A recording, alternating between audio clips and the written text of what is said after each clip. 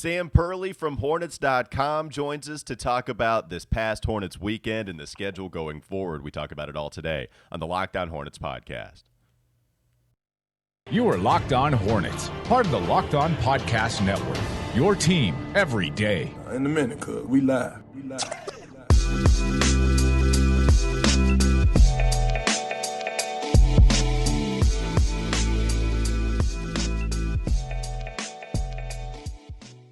It's Locked On Hornets. We're part of the Locked On Podcast Network every day. It's your team, local experts, and the #1 daily sports podcast network. And thanks for making us your first listen. We're free. We're available on all platforms. Check us out on YouTube as well, where you can watch us make fool of ourselves. Also, the subscribers, they're going up, and we really appreciate everybody subscribing and watching us on YouTube. You can also get your podcast wherever you get them, Apple, Spotify, all that stuff. You can follow us on Twitter, Walker Mail, Doug Branson, LOH, Locked On Hornets, and you can find our guest, Sam Perley, on Twitter at Sam_Perley. Sam, thanks for joining us, man. It's been a while. How you been? I'm good. Thank you for having me. It has been a while, but it's good to see you guys. And yeah, things are going well. Good. Well, we got Doug back in the fold, and so now, of course, we need to bring on Sam Perley so we can argue about what you truly are as a person who covers the Hornets and just as a person in general, where I think you are the guy. I want to type in stats into the basketball calculator. You help us dissect everything scientifically, what's going on in the court. And Doug, he wants to ask you about the artistry of the game. He thinks there's more to you than just the stats. And so, Doug, I mean, are you going to lead off with – are you just going to stay away from all of the stat questions? Like, how are you going to handle all of this? No, I'm just saying, like, everybody just thinks that Sam is only a numbers guy, and I'm just here to tell everyone Sam is a human being. He has thoughts. He has feelings, and I want to know them. I'm going to dig – you go ahead, Walker. You get into the numbers. I care about you his get into the geekery. I'm going to dig down. I'm going to dig down into his soul. Okay. That's where I'm going to dig. All right, well, let me be very surface level with Sam, and then Doug can allow everybody to get to know the man that is behind the camera more so than just the brain typing in all the stats. Let's go to some bad ones last night, Sam. It was brutal against the Atlanta Hawks, but it was really just because of the shooting for the Charlotte Hornets that really did them in. And this was a team that was red hot coming in. They were 4 of 36, though, from the perimeter. That's 11.1%. Ouch. And LaMelo Ball, 0 of 8. Terry Rozier, 0 of 6. Miles Bridges, 0 of 4. When you call it a make-or-miss league, certainly a miss type of league for the Charlotte Hornets last night, that had to be the biggest difference in this game, right? Yeah, I think it really kind of came down to that. They missed their first 19 attempts. I think it took until midway through the third quarter to hit one. At that point, it's 19 point deficit. And I think it's just one of those nights. The previous season low, I think, was 9 twice, and they have that by getting down to 4. So I think if everyone's going to have an off night, let's just have it all together and get it out of the way. So I think that's what it was. I thought the defense and effort was there for the most part, but it can only kind of get you so far when at some point you just got to start hitting shots. And yeah, just one of those nights. And I think that was kind of the sentiment of the teams and players afterwards, just kind of flush it a little bit and move on to the next. I'm going to blame JJ Redick for this loss. I saw he tweeted just putting this out there, but the Hornets, they're 10-3 in their last 13. That's tied for the second best record in the NBA during that span. And Terry Rozier, T_Rose3, his Twitter handle, averaging 23, 5, and 5 in this stretch, shooting 43%.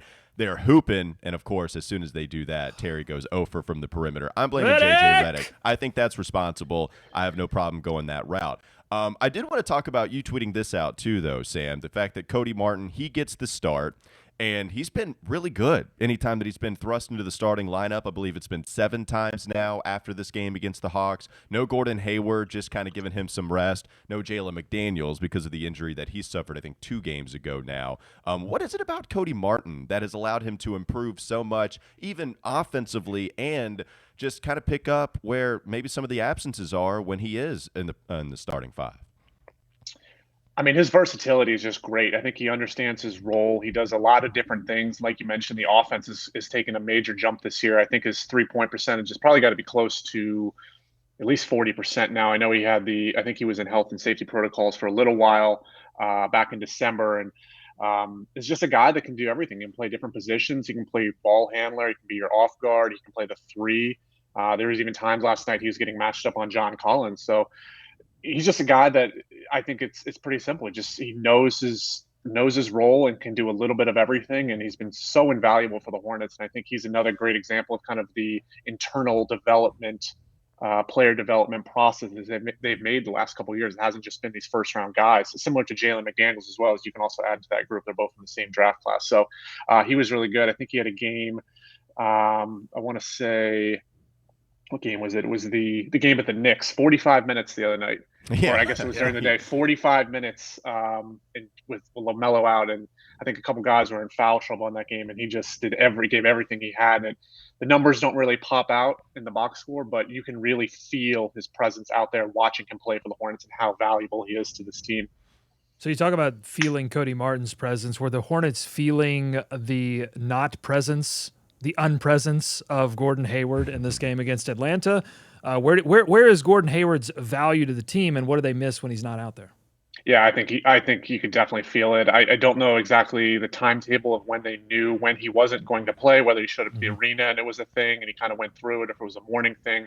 Regardless of the situation, I don't think they got any sort of like team reps leading into Gordon Hayward not playing against Atlanta. And you could really feel in that first half. I think they were struggling to get baskets, down 8, 9, 10. And that's kind of those moments where Gordon can really kind of steady things, get good shots, has that great mid-range shot around the elbow, can get to the basket. Been a great free-throw shooter this year as well. So, I think you definitely felt it in terms of just kind of calming down the situation. I think, when you start missing shots like the Hornets did last night, you can kind of start getting a little tight, and you need somebody out there, a seasoned veteran, to kind of, slow things down if necessary. So I think you definitely felt him. I don't think he was the main reason. I think he contributed to the loss. I think overall, the 4 of 36 from 3 was the primary reason. But his absence was definitely felt for sure. Sam, I remember at the beginning of the season, I think most people kind of thought James Borrego and the Hornets would try to manage Gordon Hayward's minutes as much as possible. But some things have come up to where maybe, one, they just don't want to at that time anymore, but also COVID health and safety protocols. They've had some guys be out, and Gordon's kind of had to step up in those absences to the point where he's I think he's leading the team in games and in minutes played, and he just hasn't had all that much time to rest. How do you think the Hornets have tried to navigate that? Has there been some hiccups in that just because of some of the injuries they've suffered? And do you think that, they want to try to get a more resting time as the season goes on? Yeah, I think from the understanding of yesterday, I think it was more of just a precautionary. I think it was actually an ailment, but I think you can kind of meld it between precautionary mixed with rest. I think he's only had one other game he's missed this season. I want to say it was the Utah game in Utah. He just same thing, back discomfort or something, just kind of a one game maintenance thing. So, I think with he was in health and safety protocols in the preseason. Right. So he's actually never missed the block of time during the regular season that the majority of the rotation has. So I think the big goal here is to get him, or to get everybody, I guess, but you want to have your guys healthy, playing and energized come March, come April, with a lot of impactful games, which is hopefully where this Hornets season is trending. And, I think you also have confidence too that during these bouts where they've had a lot of guys out, or they've had rotation guys out, that you've seen other guys step up. So it affords you a little bit more leeway to, hey, if we have to be super precautionary with Gordon Hayward or somebody else, we can sit him knowing that Cody Martin or Kelly Oubre or PJ Washington or somebody is capable of stepping up. We've seen it before. You saw it in that week where they had the 5 guys out and, narrowly knocked off Philly twice, beat Sacramento, I think, down 7 guys. So I think that gives confidence to the coaching staff and the players as well. They said, if we're missing guys, we've proven that we can step up. Or again, they didn't have LaMelo Ball in New York and won by 10. Miles stepped up and scores career high 38. So I think there's certainly evidence that the team is able to overcome absences, hopefully nothing too prolonged, but I think that's, certainly a thing that is a luxury to have right now for the Hornets. You got a lot of guys that can step up and score 20, 25, 30 points on any given night if need be. Just great analysis, great numbers so far. You mentioned rest, you mentioned energy, all important things. So what I'd like to know is, Sam, is what do you do? Let's dig down into you a little bit. What do you do to get rest? What do you do to re-energize? Because you are not a robot. You don't just plug yourself in at night and recharge. What do you do? It's a good question. No one's really asked me that. This is kind of It's great. Now I'm the jerk even more so. Goodness. This is kind of, I would say this season is definitely a lot. Having the return to normalcy and being in the arena a little bit more helps with, I guess, sort of the mental side as compared to last year when everything was we weren't in the office or anything, or just kind of going in strictly for games and coming home. But it definitely I feel energized this season, kind of being back in the arena. So that's helped it's a lot easier to get rest after the team wins because, you're excited and it just makes things easier because this is kind of the part of the season where, we're kind of, I guess, in the dog days, mid-January, late January, early February for the All-Star break. But in terms of me getting rest, I don't know. I'm pretty low key. I like to read a lot. And okay, what are you reading? So I just finished Sweetness by Jeff Pearlman. It's a little bit older. I think it came out in maybe 2011. Just a biopic on Walter Payton, or a biography on Walter Payton was really, really good. And I just started Chris Herring's Blood in the Garden about the 1990s Knicks, and I'm only like 20 pages in, and it's really, really good, really, really detailed. It's a team that I think a lot of people, I'm not from New York and don't vividly remember those Knicks teams necessarily, who they are and what they did, but there seems like it's going to be a lot of good stories. So a lot of reading, a lot of low key, hang out with my wife, Ashley, and cats, and I'm not a very exciting guy. I really am. No. You're saying no. That's extremely exciting. I loved all of that. Sam, be honest. You do puzzles. You do Sudoku. That's what you do in your free time. Wordle? You into Wordle? No puzzles or anything. I'm with gonna get you on Wordle. Yeah, I don't know if I'm ready to become. Brian Travis, our PR guy. I know he's into Wordle and things like that. I don't know. I really don't even know what it is. It's a word puzzle. It comes out once a night or once a day or something. I'll tell you what it is. People forget. I don't know. And look, I apparently I was 80 years old when I was 10 years old watching the Game Show Network. But remember Lingo? Do you remember that game at all? That's fine. Yes. Well, everybody understands that it's Lingo. You're going to make a big deal. I haven't seen anybody. Fine. I'm breaking news to everybody that this is a variation. No one loves Wordle because it's like some ingenious new thing. It's like a lot of things. It is a twist on an old classic, and it's beautiful. And I won't have you disparaging it on this show.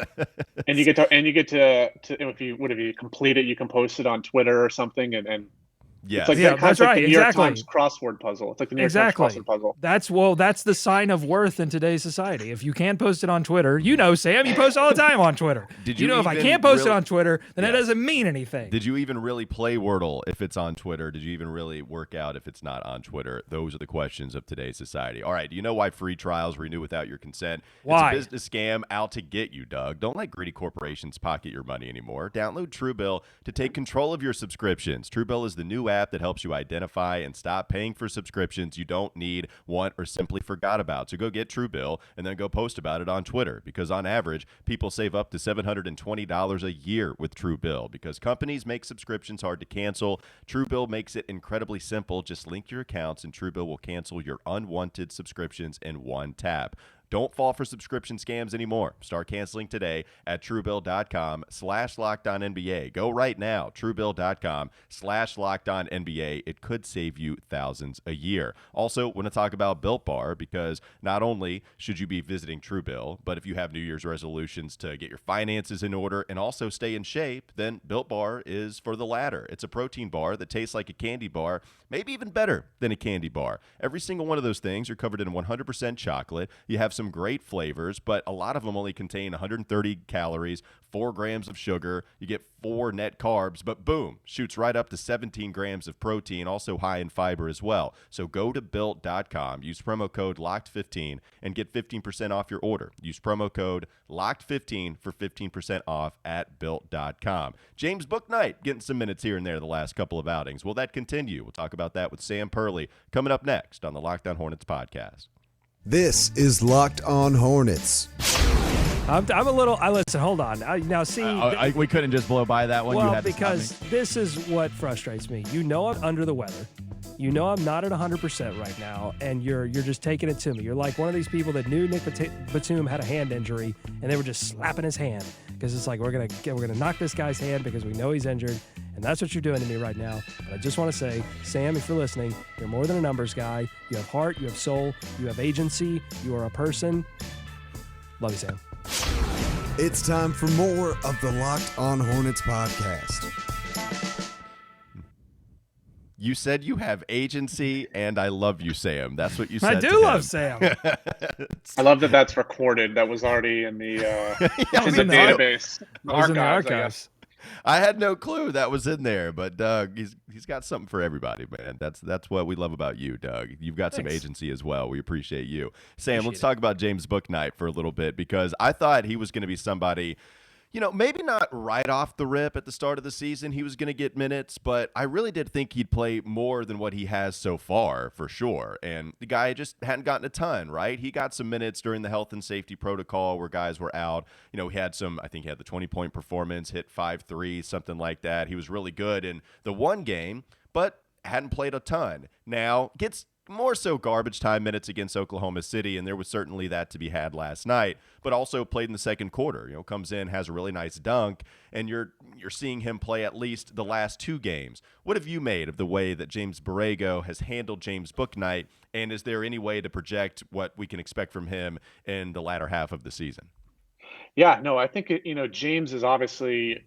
First off, I think he's a tremendously talented player. I think that they were fortunate to get him in the draft, and I think it's not nearly as much about what he hasn't done. It's just with that second backup 2-guard spot, I think Cody Martin just went out and kind of won those minutes in training camp, and he's been extraordinary, particularly on the defensive side. I think that's kind of the separation right now between Cody Martin and James Bouknight. It's defensively, and that's not James has time, and he's still very young and developing, and I think this is kind of all part of the process. And yeah, you can definitely see the flashes. I think he's played well in the G League, and I think right now for him it's just about kind of getting reps wherever you can get him, whether it's in the Hornets, whether it's in the Swarm. He was up in Greensboro, I think, on Saturday night too, and just getting more and more reps. And I think last night in particular was kind of more so you insert him into that second quarter. I think the Hornets had run maybe 8 guys at that point, maybe extending it to 9, and they needed some offense. And James has shown that he can get offense quickly.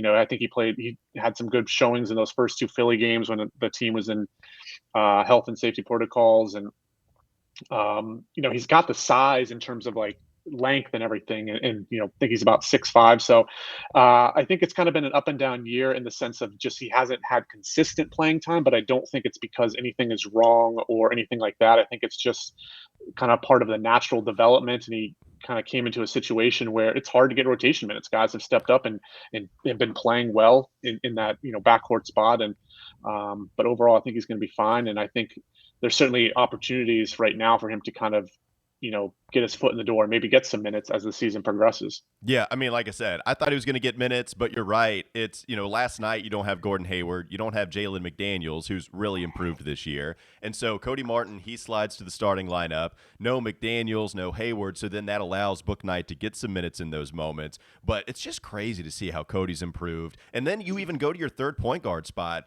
I'll take Ish Smith any day of the week as my third point guard, as a guy that's going to be coming off of the bench that deep. I think he comes in and oftentimes gives the Hornets a spark, and so it's impressive. The other thing, too, James Bouknight's dunks are like incredibly effortless. It's funny to see Kai Jones kind of talk about that at the beginning of the season when they had their dunk contest down in Miami, when Terry Rozier rallied the troops going down to South Beach, and Kai just excited to be in a Hornets uniform in the NBA, talking about how James Bouknight, that his dunks just seem like he's not going to get up there, and then he continues to rise, and those are he's got the bunny hops. He had that one play against Atlanta last night where the defense just completely forgot about him. He drove all the way and yammed it. Fun. James Bouknight's a fun player. Can't wait to see what he does when he gets some more minutes now, next year, whenever we're going to see him. He's certainly a talented player. And speaking of Kai Jones, I saw you tweet kind of an update, scored 19 and 16 in Greensboro the last time he was with the Swarm. I think James Bouknight and Kai Jones both playing in that game. Sam, what kind of update can you give us about Kai Jones and how he's been playing down in the G League and just his overall development as the season goes on? Yeah, I try and watch those games when I can. Sometimes if it's not on a game night, like the last one against Delaware, I think on Saturday, they run a game. So we kind of tune in, especially with the guys down there. And it's a little bit of an adjustment. I think you're playing with I think the G League is obviously there's a lot more scoring. It's a lot faster pace. I think there's a lot more, the talent level is obviously a little bit different down there. But yeah, I think the Hornets kind of entered this season, unlike James necessarily. I think you entered with, the James Cody thing was going to kind of play itself out in training camp as the season progressed, and that's exactly how it has. I think bringing in Kai, you kind of knew he was a developmental prospect. I think that's why you traded back into the first round. I think was sort of the thought going into the year that this is a long-term thing rather than a guy that's going to help us right away. He's still relatively new to basketball. I think he only started playing basketball full time when he was 15, 16-ish, kind of going back and forth between the United States and the Bahamas. I think his mom was moving or back and forth for school, and didn't really have sort of the most like stable, consistent high school setting. So he's still relatively new to basketball, but man, can you see the athleticism there? I mean, it is crazy. It's one of those ones that if the Hornets can hit on him, I think he can be a really, really special player. I think JB was very complimentary of the effort. He went up to the game in Greensboro the other night and was just super impressed with the energy, the way he can run the floor. There's definitely something there. It's just going to take some time. And I know that's not the fun answer necessarily, but this might be a couple years kind of thing. But they clearly loved him. I mean, he came. They traded back into the first round. You gave him a future asset to get him. So the fact that the Hornets really, really like him means they're willing to take time and be patient for his development. So there's definitely something there. The athleticism. He's a fun guy to watch. A fun guy to be around too. So, I think it's not the answer everybody wants to hear. You want to see him go out and explode and have 25, 30-point nights. But I think it's just one of those things that's going to take time. And I think the most valuable thing about him, lastly, is I think you can play him at a lot of different positions. I think he's primarily a 4, but you can play him in a small ball 5. Could be a lob threat. He can switch on to 3 as well. I think he has the ability to really defensively be a big weapon for this Hornets team in the future. Well, you're hitting on something there. Fan expectations are shifting, and sometimes in those shifts, there can be some tension. I'm sure you're feeling it on Twitter. Fans wanting to see more time for the rookies, fans wanting to see more time for LaMelo Ball. I mean, they're just these things that fans want, and they don't. And for years, we've seen that player development, and now it seems like the franchise is shifting into, okay, how do we get into the playoffs and become a serious playoff contender? And some, playing time is going to change, philosophies are going to change. And I'm sure you're feeling that too. I do want to talk about LaMelo Ball. He's been an exciting player to watch. He's a ton of heart, ton of energy, incredible physics breaking plays. We've seen all of that. What do people? A lot of new people are watching the Hornets now because LaMelo Ball is on this roster. What do people not? Those people, the new fans, what do they not understand about LaMelo Ball, or maybe they're missing so far in the LaMelo Ball experience? In terms of fans that are just coming in watching the Hornets for the first time? Yeah, exactly. Like new fans coming in, they see LaMelo Ball, they're excited to see him play. What do they not understand about LaMelo Ball's game? Because they know, he's an incredible passer. They know he's an incredible playmaker. What are they maybe missing a little bit in the LaMelo Ball experience? Yeah, I think two things that he does that are just I love, that don't really stand out, are never going to make the highlight reels, are how good he is at rebounding, in traffic rebounding, and sort of that tip rebounding, how he can kind of get, anticipate where the shots are going to come off the backboard or off the rim, and be able to tip it to his teammates. I think is so unique, and it kind of factors into that sort of anticipation, seeing things before they happen kind of thing. We're not going to have a highlight reel of rebounds or anything like that, but his tip rebounding and the way he can kind of get those possessions is so good for a guard. It's unbelievable. And then kind of on the similar lines, his ability to generate steals, same thing, just the way he can kind of intercept passes on the defensive end. There's a challenge between, or I guess you say you want to find a balance between making sure that, if you're going to make a steal or make a play like that, you have to go make sure you get it, because if you don't get it, you could leave your guy out of position, and then the rest of the defense is scrambling. But he's so good at intercepting those passes defensively and kind of, again, tipping them to himself or reading offenses, that vision and that anticipation isn't just for scoring and passing. He's using it on the rebounding side. He's using it on the defensive playmaking side, and just kind of seeing things before they happen. So I really like watching those two components of a game. I think it's really, really special the way he's able to kind of use that feel just in a multitude of different areas. Yeah, so also LaMelo was 15th in jersey sales as of just a few days ago, which is really cool. The popularity, it's there, and still top 5 pretty solidly in that 5th spot when it comes to players getting votes in the backcourt in the Eastern Conference. And so that does bode well for LaMelo going forward, and certainly to get in this All-Star game, which he's deservedly getting those types of votes. Hopefully that all pans out as the All-Star game approaches. Let's talk about BetOnline before we go to the last segment of Locked On Hornets. They'd like to wish you a happy new betting year as they continue to march to the playoffs and beyond. BetOnline remains the #1 spot for all the best sports wagering action for 2022, from football, basketball, hockey, boxing, right to your favorite Vegas casino games. You don't have to wait to take advantage of all the amazing offers available for 2022. It's the fastest and the easiest way to wager on all your favorite sports. Bet online where the game starts, and you can receive a 50% welcome bonus on your first deposit when you use promo code Locked On to get started. Again, Bet online, it's where the game starts. One more segment to go with Sam Perley coming up next. Locked On Hornets podcast. You are listening to the Locked On Hornets podcast. And Doug, don't you have an Eldon Campbell like stuffed animal type thing? Yes, I do. I got it at the last regular season home game that they had before they left for New Orleans. I love me some Eldon Campbell, but is that the guy? They were clearing everything out of the house because it was whatever they gave to the fans that night, they didn't have to take with them to New Orleans. Get more Hornets analysis on LockedOnHornets.com.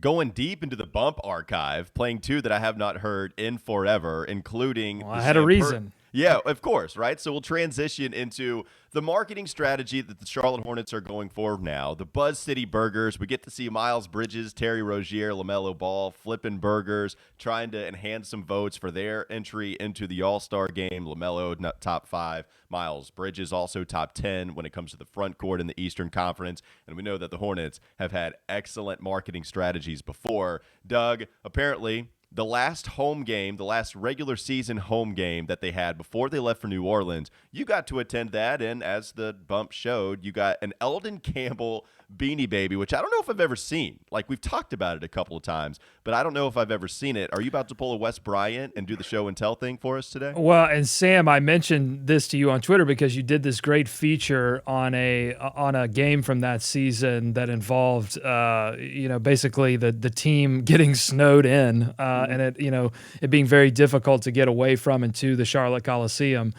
Great feature. Would love to hear about that, but I do want to show you.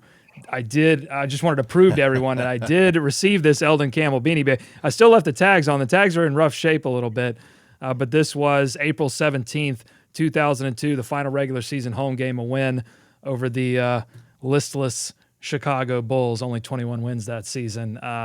So I got the bear. I mean, that's like so leftover 90s, a Beanie Baby and Eldon Campbell, like barely going into the new 2000s. Oh, barely. Excellent. I like that little pun action. So Sam, what do you think about this? Is this a gem? I mean, how much do you think I can get on eBay for this? At least I wouldn't even sell it. I think it has so much sentimental value that you got to hold on to that thing. And I agree with Walker. I think that felt like the wave maybe in like the late 90s, early 2000s, where every single team arena had a Beanie Baby night or something like that. Like that was the collectible, and everyone put their own little spin on it. So that is like it's almost like time capsule worthy. That's what it feels like. I agree. That's something, if you are going to ever do a time capsule, Doug, you need to bury that thing and allow people to see it. Bury that thing 100 years from now, whenever you want people to dig it up. But another great marketing strategy, right? Let's just give out Beanie Babies of maybe the 5th best player on the Hornets team at that time. I don't know. Got lots of love for Eldon Campbell, but that's exactly what he was on a team with Mash and Diddy and David Wesley and all those guys. Here's another good one with Buzz City Burgers. Sam, do you have anything to do with Buzz City Burgers? Like, how much are you a part of making some of the things there that goes into that marketing strategy? In terms of sort of like the strategic and creation elements, generally not as much. I think our PR team and marketing team does a phenomenal job of kind of, putting those ideas together and kind of getting the ball rolling. I think we had kind of a chat. I think we had like kind of a discussion. I remember for the Devonte Graham most improved one, we did kind of a round table. Everyone throws ideas out together. And I think within like a week or so, the pandemic hit and the season was postponed. We did the S'more Graham promotion. So are there any good the ones that didn't make it? Anything hit the cutting room floor that you can remember of these marketing campaigns?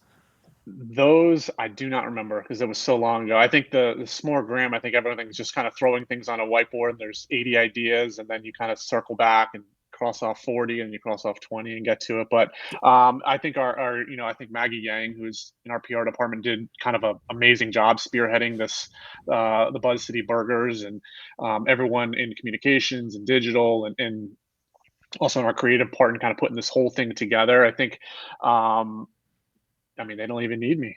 So well, they needed you for the aprons, though, right? They did. You told us that there was something at least you contributed to. Yes, I said whatever. So I will fill in the gaps, kind of like a Cody Martin role. And so I helped. I think for a couple hours after a shoot around a couple weeks ago, I helped roll and tie the aprons and stuff all the boxes that went out. So. Yeah, it's a total team effort from everybody involved, and and especially it's great to see our guys promoted and playing well, and also in the position where we can put them in a campaign like this for the world to see and bring that attention to not only them but to the organization. So really, really cool. I think the whole thing came together really great. Just overall total team effort by everyone in the communications, creative, digital staff at the Hornets.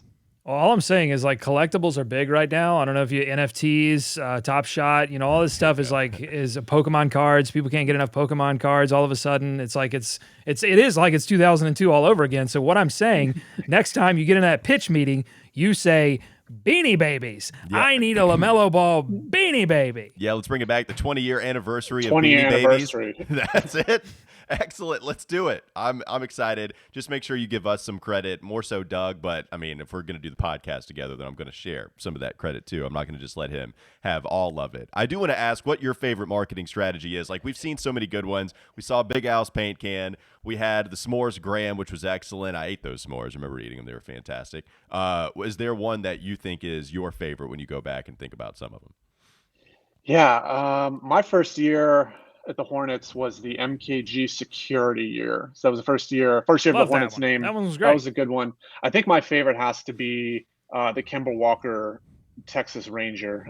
I want to say, I can't remember what, it was either for his maybe the first year he made the All-Star game. Yeah, the videos that you did for that one were just great. Kaminsky was hilarious. The one thing Kaminsky could do was make us laugh. Well, and I remember talking with Pete Gwelly, who he would say anytime we'd interview him for, whatever the Hornets were promoting at the time, we ask him, hey, Frank is so much a part of all of this stuff. He's like, look, man, we'll kind of go into the locker room. We'll ask if any of the players are down to do it. And he said Frank was just always raising his hand. So that's why he's in a Stormtrooper outfit on a bobblehead. That's why he's one of the main characters on this Walker Texas Ranger Most Improvement player ad that you had. And so, Frank Kaminsky, he was down to do all that stuff.